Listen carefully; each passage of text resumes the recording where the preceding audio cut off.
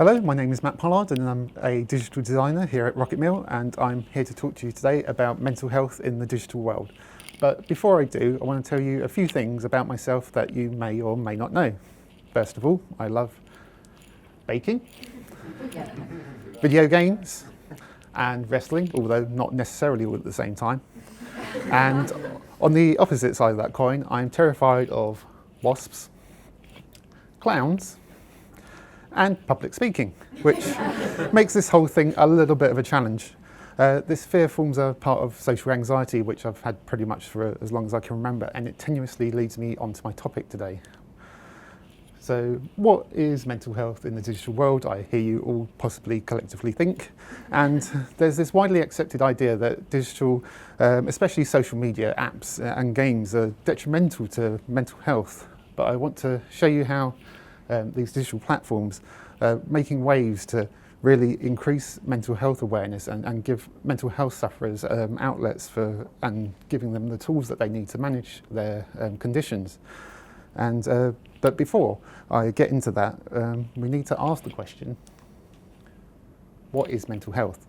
Or more crucially, we need to identify what mental health isn't, because there are many misunderstandings, misconceptions and mistruths about mental health. And the first one I'd like to dispel is mental health does not necessarily mean mental illness. Do mental illnesses affect your mental health? Yes, of course they do, but everyone has mental health. Not everyone has a mental illness. Just like not all of us have a physical illness, mental health, like our physical health, is something that we all have to maintain, to nurture, and to really try and make better when it takes a turn for the worse. So what else aren't mental illnesses? They're not feeling a bit sad. They're not something you can just get over. They're definitely not rare, which is something I'll go into detail in a little bit. And they're most definitely not a sign of weakness. Often mental illnesses can be viewed, people with mental illnesses can be viewed as a burden on society, or they see themselves as being weak from suffering from a mental illness, when really it takes enormous strength to be able to get through every single day with a mental illness. We need to shatter this idea that mental illnesses are rare. And when they really cover a huge range of conditions that most people wouldn't even consider. And while mental health awareness is getting better, there's a huge number of conditions that people are scared to talk about, or maybe they don't even consider to be problems at all. I've got some statistics surrounding mental health which will shed a light on the extent of the problem and how common it really is. So 1 in 4 people in the UK will experience a mental health problem each year. That's 1/4 of the population, or approximately 16.25 million people.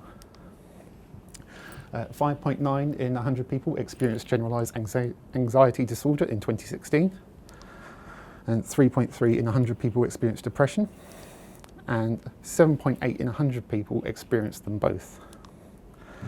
20.6 in 100 people had suicidal thoughts. That's 20% of people thinking about taking their own lives. And 6.7 in 100 people attempted suicide. To put that into perspective, if this were a global statistic applied to the world's population, then that would be around 460 million people would have committed suicide in 2016. That's almost the entire population of the United States, Canada and Mexico combined. When looking at the statistics, it appears that women are more likely to be affected by a mental illness. From a 2014 survey, 20% of women reported having a mental illness, whereas 12.5% of men reported having a mental illness. But men are more likely to commit suicide. Of 6,000 suicides in 2017, men accounted for 3/4 of them. There's even a display just down the road from RocketMill which supports this statistic, and it states that suicide is the biggest killer of men under 50 in the UK. But why? What gives men cause to feel that they need to take their own life more than women do? Recently there were some tweets from Johnny Chiodini, a video game journalist over at Eurogamer.net, and he's a very active mental health advocate. He's done a series called Low Batteries, which looks into mental health and gaming, and he's also done a TED talk called Can a Video Game Save a Life? And he's one of the influences that led me to do this forefront here today. And he wrote, There's a man crying on this train and his friends are doing nothing but telling him to chill out, compose himself, stop it, be quiet. They're being so dismissive and it's properly shit. Off the train now, but that was toxic masculinity in action. His friends could focus on nothing but the fact that he wasn't meant to be crying, especially in public. From what I gathered, he's just got out of a 5-year relationship. I'd be bawling too. Imagine being just told to bottle it by friends by that point. Wankers. Wankers is putting it mildly, but it plays into this warped idea that men aren't supposed to show emotion, that they're supposed to bottle up everything inside and be real men and eat steak for every single meal and watch trucks get driven over by bigger trucks. When really there's absolutely nothing wrong with baking and owning like 3 different types of rolling pin. He then goes on to say, PSA, crying is mint. Your body has a hardwired way of making you feel better, and you get to make all sorts of fun new noises. Give it a go. Which is great advice. I've made more than a few snot bubbles in my time. But what is key here, besides the point that he's making, is that he's using Twitter, a social media platform, to highlight this social stigma and the highlight awareness about mental health. Also, his TED Talk and Low Battery series can be found on another well-known digital platform, YouTube.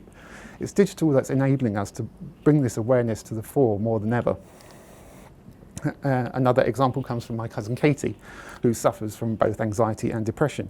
And she's spoken about how social media and the web has benefited her.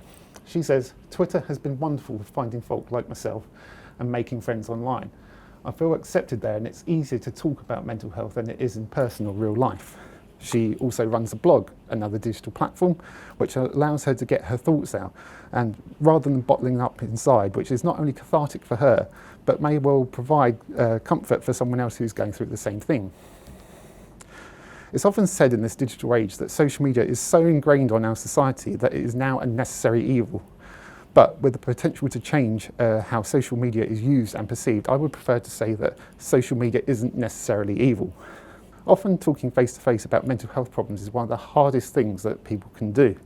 So having a resource like social media where people can just open up without the need of having to seek someone out in person has already been a game changer.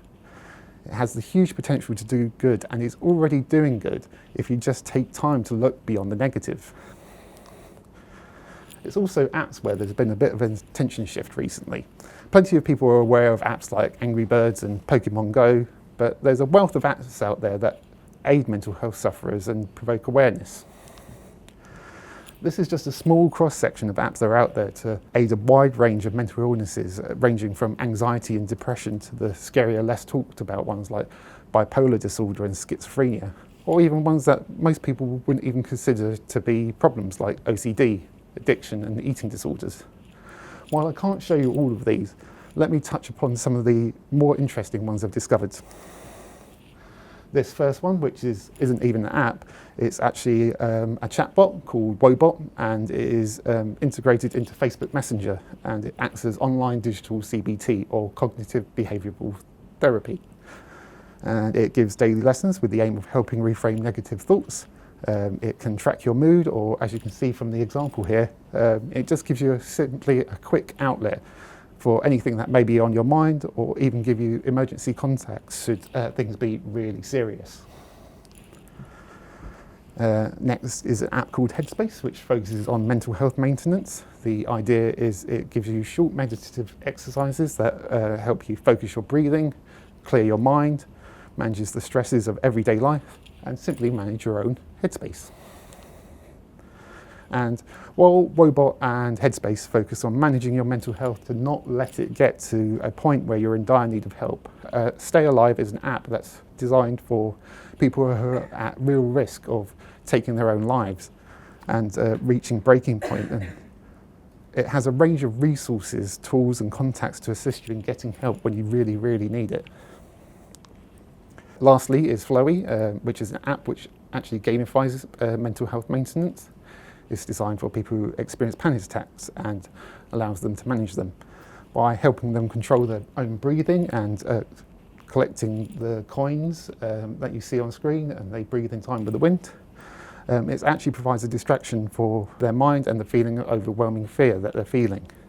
It's a unique take on mental health management where the game is actually used to escape from the panic that they're feeling. And that brings me neatly on to my next point. Don't underestimate the power of video games. Despite being one of the biggest industries in the world today, video games still suffer, much like mental health, from a stigma that all gamers are like this guy.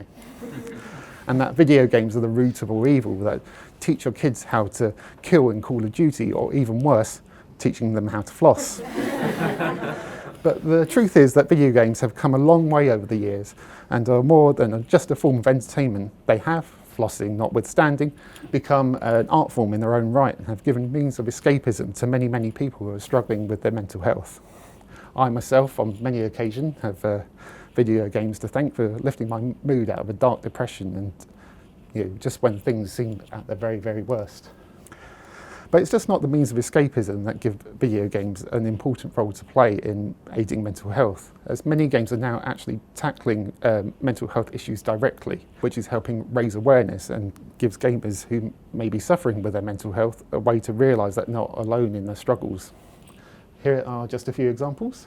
So, first of all, Life is Strange is a story-driven game which tackles issues of depression and teen suicide. Night in the Woods tells the story of May, a college dropout who returns to her hometown and deals with her struggles with dissociation and anxiety. And another one of the characters, Greg, actually confides to May that he may have bipolar disorder. And more recently, in Hellblade: Senua's Sacrifice, you play as a protagonist that suffers from psychosis, which is often a mental health trait that gets applied to villains, usually. And in Hellblade's case, the game is so impactful that it actually comes with a warning at the start of the game because it doesn't pull any punches with the depictions it portrays. It can, at times, be deliberately disturbing, especially to those who may have suffered from similar experiences. It's pushing boundaries in places that other mediums may be afraid to venture. So, as you can see from this very small proverbial dip in a very large ocean, it's clear that mental health and digital are inextricably linked. And things are getting much better in terms of mental health awareness and the tools that are available to us. But we're not there yet. If we were, I wouldn't be up here doing this talk. I want to see a world where that people who have mental health disorders, that digital doesn't just have the potential to be life-changing, but life-saving. So what I want you to ask yourself is, what can we do? What can we do as individuals? What can we do as a company? In fact, here at RocketMill, we're already digital workshops that look to make use of the resources that we have available to us to start making a difference. And most importantly, what can we do as an industry? Because this industry is full of invaluable tools and resources, and most importantly, so many talented people that could be used those skills to help start making a difference and help those who need it most and those who don't have the means to help themselves. But while I hope for a day where everyone can get the ability to save their own lives at their fingertips, the best way right now to reach out and get help is to talk to someone, whether it's a friend, a family, or a charity. Because when things are at their darkest, you're never truly alone. There will always be someone out there who wants to help you. Thank you.